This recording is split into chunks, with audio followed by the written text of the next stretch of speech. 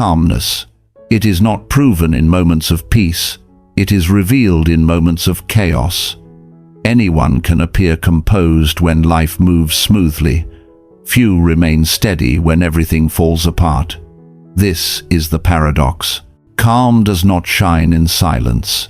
It shines in the storm. The Stoics knew this truth. They did not measure strength by victories or wealth. They measured it by the ability to stand still when the ground shook. Marcus Aurelius wrote, "If you are distressed by anything external, the pain is not due to the thing itself, but to your estimate of it." In other words, the world cannot break you. Your judgment of the world can. Consider this. The same event strikes two people. One collapses in fear, the other breathes, pauses, and holds steady. The event is the same, the difference is the mind. This is why the Stoics trained their perception. They knew chaos cannot be stopped. Fortune changes, health declines, plans fail, the crowd mocks, the market falls, the storm comes. You cannot command these forces, you can only command yourself. So the question is not, will life go wrong? The question is, when it does, will I still be calm? That is the heart of Stoicism, to prepare not for an easy day, but for a hard one, to build a mind so steady that loss does not crush it, so clear that insult does not confuse it, so disciplined that fear does not move it. Calmness is not given, it is trained, it is sharpened each day, it is tested only in crisis. The storm is not your enemy, it is your teacher. So let us begin with this thought. Every life will face collapse. The collapse is not the end, it is the proof. The proof of whether you have built an inner fortress or whether you have left yourself unguarded. The Stoics chose the fortress, not of stone, not of wealth, of mind. And this fortress can be built by anyone, including you. Stoic principle, control versus chaos. Epictetus spoke with clarity. Some things are in our control, others are not. This is the foundation of Stoicism, simple to hear, difficult to live. Why do we suffer in chaos? Because we cling to what was never ours. We want certainty in an uncertain world. We want permanence in a passing one. We want people to act as we imagine. We want events to unfold as we expect. And when they do not, we call it disaster. But was it disaster, or was it simply the truth of life revealing itself? Think of this. You cannot command the markets. You cannot freeze time. You cannot silence every critic. You cannot guarantee the loyalty of others. Yet we exhaust ourselves trying. We fight the current of a river that never stops flowing. Chaos does not come from the river. It comes from our refusal to accept its flow. The Stoics understood. To waste energy on what is outside is to bleed your strength dry. To hold tightly to what can never be held is to guarantee despair. So they drew a line. On one side, the external. On the other, the internal. The external is fortune, weather, economy, politics, health, reputation.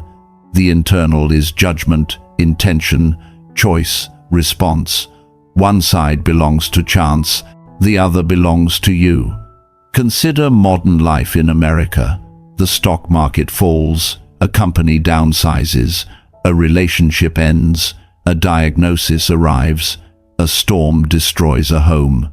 These moments feel personal, yet none are truly under your command. Does this mean you are powerless? Number, it means your power is elsewhere. Your power lies in how you meet these events, in whether you curse them or learn from them, in whether you collapse or stand. Chaos is not the noise outside. Chaos is when the mind surrenders its own command. So ask yourself, What belongs to me? What does not? The Stoics placed their focus only where the answer was clear. They guarded the one thing never stolen, the inner citadel. Epictetus again. No man is free who is not master of himself. Freedom, then, is not about bending the world to your will. It is about bending your will toward wisdom. To say, let the markets rise or fall, I will keep my character. Let others praise or blame, I will keep my course. Let fortune give or take, I will keep my mind unbroken. This is the principle of control and chaos, to release what is not yours, to hold fast to what island. Only then can calm remain when everything goes wrong. The nature of perception, Marcus Aurelius wrote, you have power over your mind, not outside events. Realize this, and you will find strength. This is the heart of perception.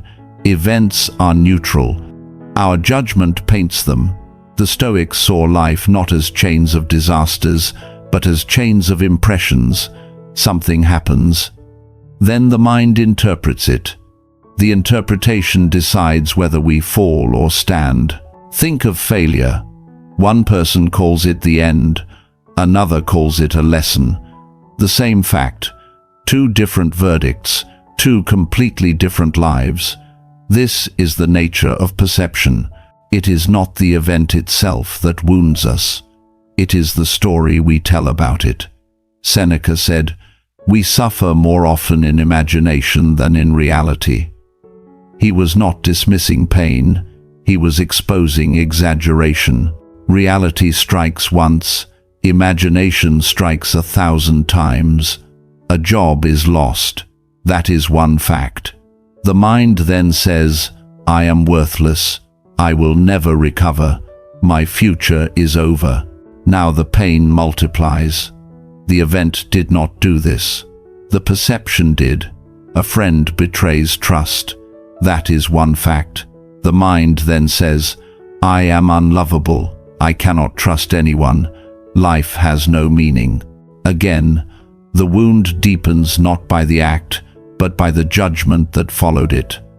The Stoics trained themselves to see clearly, not to deny pain, not to escape reality, but to meet reality without distortion. They practiced pausing between event and response. They built what Epictetus called the discipline of assent. An impression enters the mind. Before giving it power, the Stoic asks, is this true? Is this useful? Is this mine to control? This pause is the gate. Through it, chaos is filtered. Without it, chaos commands us. Modern life rarely teaches this pause. News flashes, screens demand reaction. Messages push us to answer now. The faster we react, the less we think. The less we think, the more we suffer. To live stoically is to reclaim the gate, not to let every impression rush through, not to let fear disguise itself as truth, not to let anger dictate action.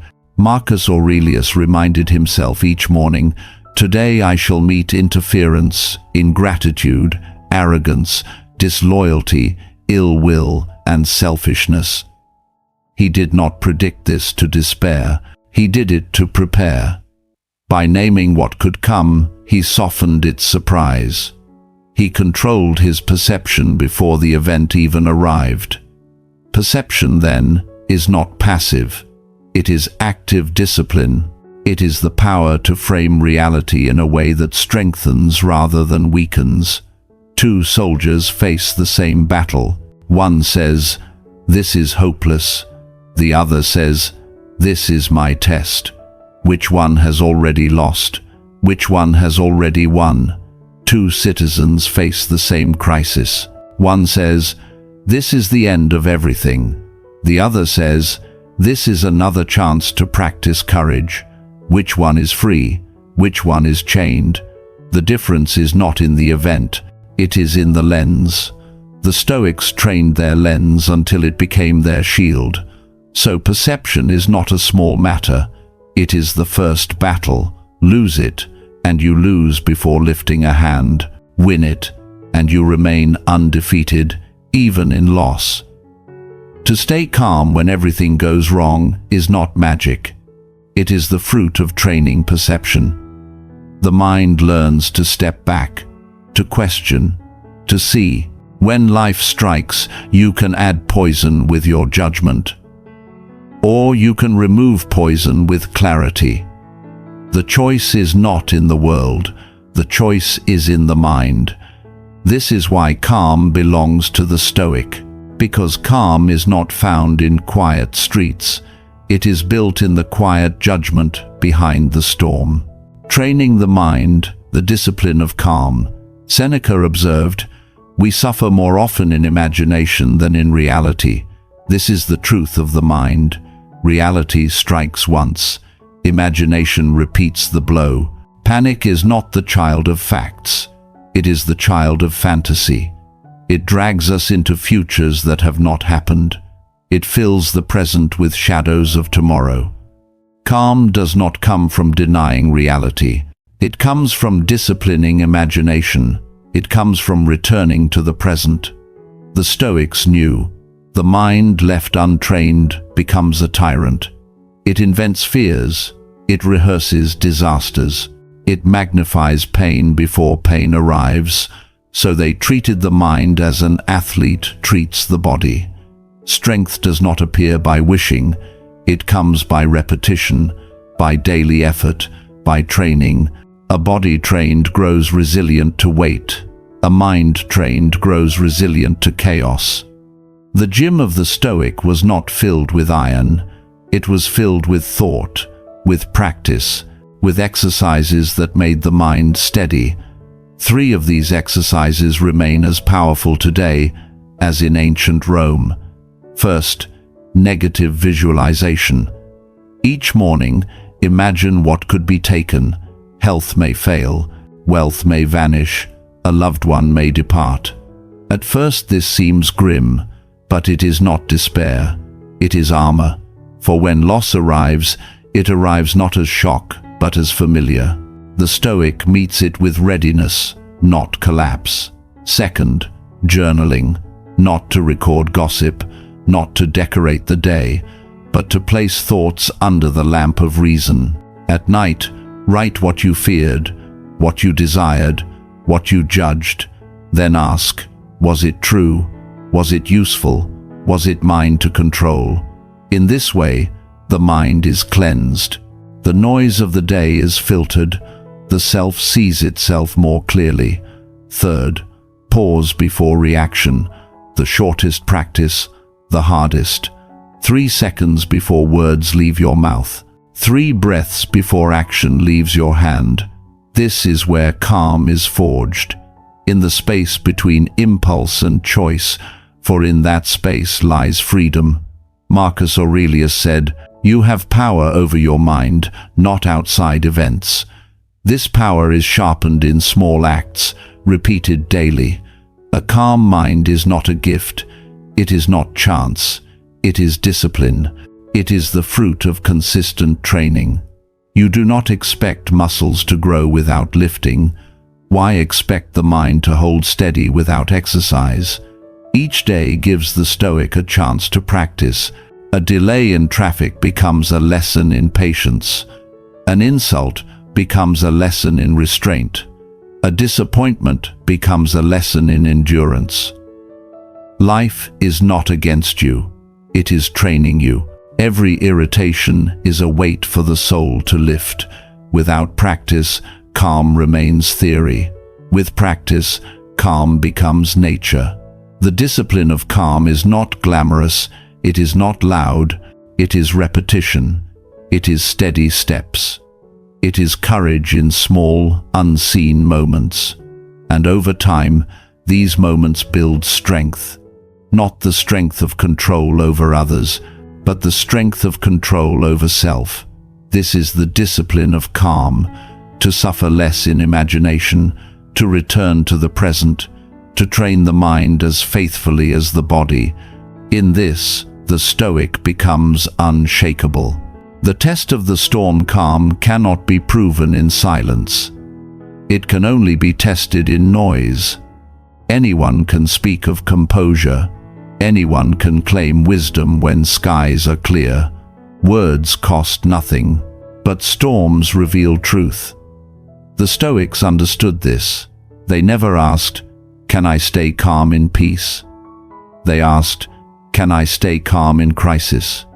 Because calm is not decoration. It is not a pose for others to admire. It is a discipline that must stand when the world shakes. Think of a ship. On calm waters, every sailor seems skilled. When the storm rises, the true captain is known. The same is true of the mind. A person may recite philosophy. A person may sound wise. But when loss strikes, when anger rises, when fear knocks, does wisdom remain, or does panic seize command? This is the test of the storm. It strips away pretense. It shows whether philosophy is flesh or only words. For the Stoics, chaos was not an enemy. It was the exam they trained for. No one prays for storms, but no one grows without them.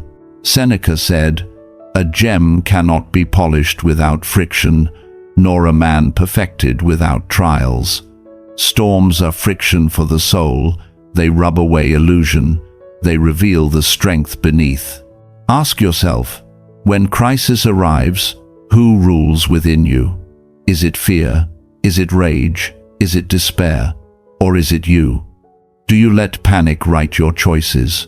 Do you let impulse seize your tongue? Do you let shadows direct your path? Or do you remain captain of the self, holding steady, choosing clarity, choosing calm? The storm is not a signal to collapse. It is a call to rise. It is the field where training proves its worth. You cannot measure calm on quiet mornings. You measure it in arguments, in betrayals, in losses, in nights when sleep will not come. And when everything goes wrong, calm is no longer theory. It is survival. It is strength. It is freedom. So when the storm comes, and it will, remember this: it does not come to destroy. It comes to test. The question is simple. In that moment, who commands your mind? The storm outside, or the fortress within? At the beginning, we spoke of a paradox. Calmness is not proven in peace. It is revealed in chaos. This truth has guided us through every step, through control and chaos, through perception, through discipline, through the test of the storm. And now we return to where it began, to the still point within. The world will not grow quieter. The news will not soften. The markets will not steady for your comfort. The storms will not ask your permission before they arrive. If calmness depended on the world, you would never find it. But the Stoics remind us, calmness does not belong to the world. It belongs to you.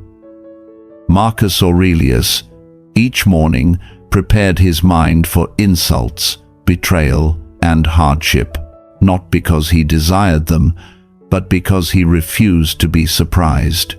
In preparation, he found stillness.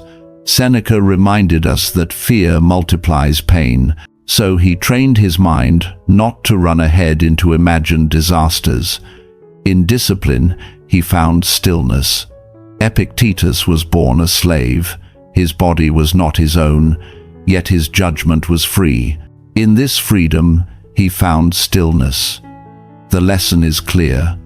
Calmness is not a gift from fortune. It is the fruit of training. It is the reward of clarity. It is the choice to hold the mind steady even when everything falls apart. This week, do not attempt to master every storm. Do not seek to silence every noise. Do not demand a perfect life. Instead, choose one moment. When something goes wrong, when the line is long, when the words sting, when the plan fails, pause, observe yourself. See whether panic seizes the throne or whether you remain the ruler. One moment is enough. One act of awareness can begin a lifetime of change. Stillness is not the absence of struggle. It is the posture you take within it. The Stoics did not wait for calm seas. They trained to stand steady on restless waters. So must we. Remember this truth as you go. Every storm that rises is also a mirror. It shows you not what the world is, but who you are. The call of Stoicism is not to escape storms. It is to become unshakable within them. So let the winds howl, let the waves strike, let the world test you. For the Stoic does not wait for calm seas. He learns to stand steady even as the storm rages.